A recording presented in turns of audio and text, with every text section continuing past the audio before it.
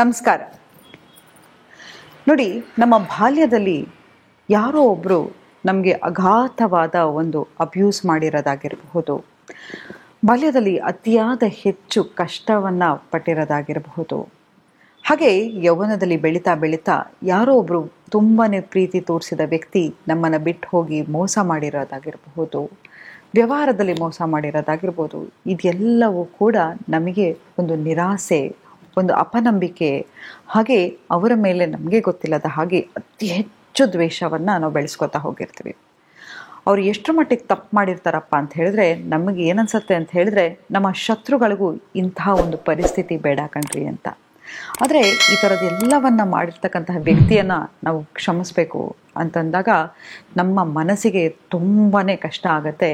ಯಾಕಂತ ಹೇಳಿದ್ರೆ ನೋಡಿ, ಏನನ್ನ ಬೇಕಾದರೂ ಮರಿಬೋದು, ಆದರೆ ಅವ್ರು ಮಾಡಿರ್ತಕ್ಕಂಥ ಅನ್ಯಾಯ ಆಗಿರ್ಬೋದು, ಮೋಸ ಆಗಿರ್ಬೋದು, ಅವಮಾನ ಆಗಿರಬಹುದು, ಅಥವಾ ಅವ್ರು ಮಾಡಿರ್ತಕ್ಕಂಥ ಅಬ್ಯೂಸು ಸುಮ್ಮನೆ ಕೂತಿದ್ರು ನಮಗೆ ಕಾಡ್ತಾನೇ ಇರುತ್ತೆ. ಒಂದು ಸ್ಲೈಟ್ ಶೋ ಥರ ಪದೇ ಪದೇ ನಮ್ಮ ತಲೆಯಲ್ಲಿ ಅದು ಓಡ್ತಾನೆ ಇರುತ್ತೆ. ಇದನ್ನು ಮರೆಯೋಕ್ಕೂ ಆಗದೆ, ಅದ್ರ ಜೊತೆಗೆ ಬಾಳಕ್ಕೂ ಆಗದೆ ತುಂಬಾ ಹಿಂಸೆಯನ್ನು ಅನುಭವಿಸ್ತಾನೆ ಇರ್ತೀವಿ. ಆದರೆ ನಿಮಗೆ ಗೊತ್ತಾ, ಇದು ಬರೀ ನಮ್ಮ ಮನಸ್ಸಲ್ಲಿ ಅವ್ರಿಗೆ ಕ್ಷಮಿಸೋಕ್ಕಾಗದೇ ಇರ್ತಕ್ಕಂಥದ್ದು ಒಂದೇ ವಿಷಯ ಅಲ್ಲ. ಕಾರಣ ಇಲ್ಲದೆ ನಿಮಗೆ ತಲೆನೋವು ಬರ್ತಾ ಇರೋದು, ಹೊಟ್ಟೆ ಉಬ್ಬರ ಆಗ್ತಾ ಇರೋದು, ನಿಮ್ಮ ಹಿಪ್ ರೀಜನ್ನಲ್ಲಿ ಫ್ಯಾಟ್ ಅಕ್ಯುಮುಲೇಟ್ ಆಗ್ತಾ ಇರೋದು, ಬಾಡಿ ಸ್ಟಿಫ್ನೆಸ್ ಆಗಿರ್ಬೋದು, ಕ್ರಾನಿಕ್ ಡಿಸೀಸಸ್ ಆಗಿರಬಹುದು, ಇದೆಲ್ಲವಕ್ಕೂ ಮೂಲ ಕಾರಣ ನಾವು ಯಾವಾಗ ಒಬ್ಬ ವ್ಯಕ್ತಿಯನ್ನು ಕ್ಷಮಿಸ್ತಾ ಇರೋದು. ನಿಮಗೆ ಗೊತ್ತಾ, ಪ್ರತಿಯೊಂದು ಎಮೋಷನ್ನು ಒಂದೊಂದು ಬಾಡಿ ಪಾರ್ಟಲ್ಲಿ ಸ್ಟೋರ್ ಆಗ್ತಾ ಹೋಗುತ್ತೆ. ಎಕ್ಸಾಂಪಲ್, ಹಾರ್ಟ್ ಆಗಿರ್ಬೋದು, ತಲೆಯಲ್ಲಿ ಆಗಿರಬಹುದು, ಹಿಪ್ ರೀಜನಲ್ಲಿ ಆಗಿರಬಹುದು. ಅದಲ್ಲದೆ ಇವುಗಳು ನಿಮ್ಮ ಚಕ್ರವನ್ನು ಕೂಡ ಬ್ಲಾಕ್ ಮಾಡ್ತಾ ಹೋಗುತ್ತೆ. ಹಲವಾರು ಸಂಚಿಕೆಯಲ್ಲಿ ನಾನು ಚಕ್ರಗಳ ಬಗ್ಗೆ ಮಾತಾಡಿದ್ದೀನಿ, ಹೇಗೆ ಚಕ್ರವನ್ನು ಹೀಲ್ ಮಾಡ್ಕೋಬೇಕು ಅಂತ. ಅದರಲ್ಲಿ ಮೋಸ್ಟ್ ಪವರ್ಫುಲ್ ಏನಪ್ಪ ಅಂತ ಹೇಳಿದ್ರೆ, ನಾವು ಯಾವಾಗ ಕ್ಷಮಿಸ್ತಾ ಹೋಗ್ತೀವೋ ನಮ್ಮ ಹಾರ್ಟ್ ಚಕ್ರ ಹೀಲ್ ಆಗ್ತಾ ಹೋಗುತ್ತೆ. ಆದರೆ ನಾವು ಹೇಗೆ ಕ್ಷಮಿಸೋದು? ಇಷ್ಟೆಲ್ಲ ನಮಗೆ ನೋವು ಮಾಡಿದ್ದಾರೆ, ದುಃಖ ಮಾಡಿದ್ದಾರೆ, ಅವ್ರನ್ನ ಕ್ಷಮಿಸು ಅಂತ ಹೇಳಿದ್ರೆ ಸಾಧ್ಯನಾ ಅಂತ. ಇದು ಹೇಗಿದೆ ಅಂತ ಹೇಳಿದ್ರೆ, ನಾನು ವಿಷ ಕುಡಿದು ಅವ್ರು ಸಾಯ್ಲಿ ಅನ್ನೋದು ಹಾಗೆ ಎಕ್ಸ್ಪೆಕ್ಟ್ ಮಾಡ್ದಂಗೆ. ಇದೆಲ್ಲವೂ ಕೂಡ ನೋಡಿ, ನಾವು ಯಾಕೆ ದೇವಸ್ಥಾನಕ್ಕೆ ಹೋಗ್ತೀವಿ ಹೇಳಿ? ಭಗವಂತನ ಮೊರೆಗೆ ಯಾಕೆ ಹೋಗ್ತೀವಿ? ನಾವು ಸಂತೋಷವಾಗಿರಲಿ, ದುಃಖವಾಗಿರಲಿ, ಖುಷಿಯಾಗಿರಲಿ, ಪ್ರತಿ ಸತಿ ಭಗವಂತನ ಮೊರೆ ಹೋಗ್ತಾನೆ ಇರ್ತೀವಿ. ನಮಗೆ ಭಗವಂತನಲ್ಲಿ ಇಷ್ಟ ಆಗೋ ಒಂದು ಗುಣ ಏನಪ್ಪ ಅಂತ ಹೇಳಿದ್ರೆ ಫರ್ಗಿವ್ನೆಸ್. ಭಗವಂತ ಎಲ್ಲರನ್ನೂ ಕ್ಷಮಿಸ್ತಾನೆ. ಅಂಥ ಭಗವಂತನೇ ನಮ್ಗೆಲ್ಲರನ್ನು ಕ್ಷಮಿಸ್ಬೇಕಾದ್ರೆ ನಾವು ಯಕಶ್ಚಿತ್ ಮನುಷ್ಯರು, ನಾವ್ಯಾರು ದ್ವೇಷವನ್ನು ಇಟ್ಕೊಳ್ಳಿಕ್ಕೆ ಅಲ್ವಾ? ನೋಡಿ, ಒಬ್ಬ ಕೊಲೆಗಾರನು ದೇವಸ್ಥಾನಕ್ಕೆ ಹೋಗ್ತಾನೆ, ಆ ಕೊಲೆ ಆಗಿರ್ತಕ್ಕಂಥವ್ರ ಮನೆಯವರು ಕೂಡ ಅದೇ ಭಗವಂತನ ಮೊರೆ ಹೋಗ್ತಾರೆ. ಹಾಗಾಗಿ ಭಗವಂತ ಎಲ್ಲರನ್ನೂ ಕ್ಷಮಿಸ್ತಾ ಹೋಗ್ತಾನೆ. ಆದರೆ ನಾವು ಯಾಕೆ ಕ್ಷಮಿಸ್ಬೇಕು ಅಂತ ಹೇಳಿದ್ರೆ ನಮ್ಮ ಒಳ್ಳೆಯದಕ್ಕೆ. It is a self liberation. ಈಗ ನಾನು ನನ್ನ ಜೀವನದಲ್ಲಿ ಮುಂದೆ ಹೋಗಬೇಕು, ನನ್ನ ಜೀವನದಲ್ಲಿ ಏನಾದರೂ ಸಾಧನೆಯನ್ನು ಮಾಡಲೇಬೇಕು ಅಂತ ಅಂದ್ಕೊಂಡಿರ್ತೀನಿ. ಆದರೆ ಪ್ರತಿ ಸತಿ ನಾನು ಹಿಂದೆ ಆಗಿರ್ತಕ್ಕಂಥ ಘಟನೆಗಳನ್ನು ನೋಡ್ತಾ ಕೇಳ್ತಾ ಮನಸ್ಸಿಗೆ ನೋವು ಮಾಡ್ಕೋತಾ ಇದ್ದರೆ ನಾನು ಮುಂದೆ ಹೋಗಲಿಕ್ಕೆ ಸಾಧ್ಯನಾ?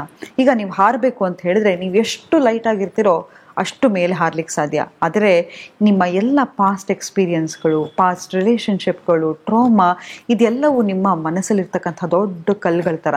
ಆದರೆ ನೀವು ಮುಂದೆ ಹೋಗಬೇಕಾದ್ರೆ ಕ್ಷಮಿಸ್ಬೇಕು, ಇನ್ನೋಸೆನ್ಸನ್ನು ಬೆಳೆಸ್ಕೋಬೇಕು. ಈಗ ನೋಡಿ, ನೀವು ರೋಡಲ್ಲಿ ಹೋಗ್ತಾ ಇದ್ರೆ ಒಂದು ಸಣ್ಣ ಮಗು ನೋಡಿದ ತಕ್ಷಣ ಅದನ್ನು ಮಾತಾಡ್ತೀರಾ. ಯಾಕೆ? ಆ ಮಗು ಚೆನ್ನಾಗಿದೆ ಅಂತಲ್ಲ, ಬಾಯಲ್ಲಿ ಹಲ್ಲಿರಲ್ಲ, ತಲೆ ಕೂದಲಿರಲ್ಲ, ಆದ್ರೆ ಆ ಮಗುನ ಯಾಕೆ ಮಾತಾಡಬೇಕು ಅಂತ ಇರ್ತೀರಾ ಅಂತ ಹೇಳಿದ್ರೆ, ಆ ಮಗುವಲ್ಲಿ ಇರ್ತಕ್ಕಂಥ ಇನ್ನೋಸೆನ್ಸನ್ನು, ಯಾರೋರು ನೀವು ಗೊತ್ತೂ ಇರಲ್ಲ ಯಾರ ಮಗು ಅಂತ, ಆದ್ರೂ ಆ ಮಗುನ ಮಾತಾಡಿಸ್ಬೇಕು ಅಂತ ಹೇಳ್ತೀರಾ. ಆದರೆ ಅದೇ ರೀತಿ ಮನುಷ್ಯನಾಗಿರಲಿ ಅಥವಾ ದೇವರಾಗಿರಲಿ ನಿಮ್ಮನ್ನು ಇಷ್ಟಪಡಬೇಕು ಅಂತ ಹೇಳಿದ್ರೆ ಮೊದಲನೇದಾಗಿ ಆ ಇನ್ನೋಸೆನ್ಸನ್ನು ಬೆಳೆಸ್ಕೊತಾ ಹೋಗಿ. ಎಷ್ಟು ನಾವು ಇನ್ನೋಸೆಂಟ್ ಆಗಿರ್ತೀವೋ, ಎಷ್ಟು ಕಡಿಮೆ ವಿಷಯ ನಮಗೆ ಗೊತ್ತಿರುತ್ತೋ ಅಷ್ಟು ನಮ್ಮ ಮನಸ್ಸು ತಿಳಿಯಾಗಿರುತ್ತೆ. ಆದರೆ ಇವತ್ತು ಹೇಗೆ ಕ್ಷಮಿಸೋದು ಅನ್ನೋದ್ರ ಬಗ್ಗೆ ಹೇಳ್ಕೊಡ್ತಾ ಹೋಗ್ತೀನಿ. ಮೊದಲನೇದಾಗಿ ಆ ವ್ಯಕ್ತಿ ನಿಮ್ಮ ಮುಂದೆ ಕೂತಿರೋ ರೀತಿ ಇಮ್ಯಾಜಿನ್ ಮಾಡ್ಕೊಳ್ಳಿ. ಒಂದು ವೈಟ್ ಕ್ಯಾಂಡಲ್ ಯಾಕಪ್ಪ ಅಂತ ಹೇಳಿದ್ರೆ, ವೈಟು ಪೀಸನ್ನು ಸಿಂಬಲೈಸ್ ಮಾಡುತ್ತೆ. ಹಾಗೆ ಒಂದು ಬೌಲ್ ಆಫ್ ವಾಟರನ್ನು ತಗೊಳ್ಳಿ. ಯಾಕೆ ನೀರು ಅಂತ ಹೇಳಿದ್ರೆ, ನೀರು ಒಂದು ಎಮೋಷನ್. ಬೇಕಾದ್ರೆ ಎಕ್ಸಾಂಪಲ್ ನೋಡಿ, ಒಂದು ರಿಸರ್ಚೇ ಮಾಡಿದ್ದಾರೆ. ಯಾಕಂತ ಹೇಳಿದ್ರೆ ವಾಟರಿಗೆ ಮ್ಯಾನಿಫೆಸ್ಟೇಷನ್ ಟೆಕ್ನಿಕ್ ನೀವು ಕೇಳಿರಬಹುದು. ಮುಂದಿನ ಸಂಚಿಕೆಯಲ್ಲಿ ವಾಟರ್ ಮ್ಯಾನಿಫೆಸ್ಟೇಷನ್ ಹೇಗೆ ಮಾಡೋದಪ್ಪ ಅನ್ನೋದ್ರ ಬಗ್ಗೆ ಹೇಳ್ಕೊಡ್ತಾ ಹೋಗ್ತೀನಿ. ಆದರೆ ಈ ನೀರಿದೆಯಲ್ವಾ, ನೀವು ನೋಡಿರ್ಬೋದು ದೇವಸ್ಥಾನದಲ್ಲಿ ಯಾಕೆ ತೀರ್ಥ ಕೊಡ್ತಾರಪ್ಪ ಅಂತ ಹೇಳಿದ್ರೆ, ಪ್ರತಿ ಒಂದು ಆಲೋಚನೆ, ಪಾಸಿಟಿವ್ ಥಾಟ್ಸು ಆ ನೀರು ಅಬ್ಸರ್ವ್ ಮಾಡ್ತಾ ಹೋಗುತ್ತೆ. ಹಾಗೆ ನಮ್ಮ ನೆಗೆಟಿವಿಟಿ ನಾವು ರಿಲೀಸ್ ಮಾಡಬೇಕಾದ್ರೂ ಕೂಡ ಯಾವುದೇ ಒಂದು ರೀತಿಯಲ್ಲಿ ನಿಮಗೆ ಯಾವುದೇ ರೀತಿಯ ಅಬ್ಯೂಸ್ ಆಗಿರ್ಬೋದು, ಮೋಸ ಆಗಿರ್ಬೋದು, ಅನ್ಯಾಯ ಆಗಿರ್ಬೋದು, ಆ ವ್ಯಕ್ತಿಗೆ ಪತ್ರ ಬರೆಯೋ ರೀತಿ ಪತ್ರವನ್ನು ಬರಿತಾ ಹೋಗಿ ಒಂದು ಕತ್ಲೆ ರೂಮಲ್ಲಿ ಕೂತ್ಕೊಂಡು ಈ ವೈಟ್ ಕ್ಯಾಂಡಲನ್ನು ಹಚ್ಚಿ ಈ ಪತ್ರದಲ್ಲಿ ಎಲ್ಲವನ್ನು ಬರೀರಿ. ನಿಮ್ಗೆ ಯಾವ ರೀತಿ ನೋವಾಯಿತು, ಮನಸ್ಸಿಗೆ ಆಘಾತವಾಯಿತು ಎಲ್ಲವನ್ನು ಬರೆದು ಪೀಸ್ ಮಾಡಿ ಆ ವಾಟರ್ ಒಳಗಡೆ, ಬೌಲ್ ಆಫ್ ವಾಟರ್ ಒಳಗಡೆ ಹಾಕಿ. ನಂತರ ರೋಸ್ ಕ್ವಾರ್ಟ್ಸ್ ಅಂತ ಹೇಳ್ತಾರೆ, ಇದು ರೋಸ್ ಕ್ವಾರ್ಟ್ಸ್ ಸ್ಟೋನ್. ಈ ಒಂದು ರೋಸ್ ಕ್ವಾರ್ಟ್ಸು ಇದಕ್ಕೆ ಹೈಯರ್ ವೈಬ್ರೇಷನ್ ಇರುತ್ತೆ.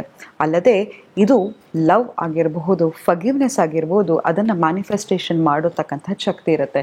ಅದನ್ನು ನಿಮ್ಮ ಹಾರ್ಟ್ ಚಕ್ರದ ಹತ್ರ ಇಟ್ಕೊಂಡು ಹೇಳ್ತಾ ಹೋಗಿ, I am a powerful soul, I am a peaceful human being, I radiate loving energy, I am so kind and powerful ಅಂತ.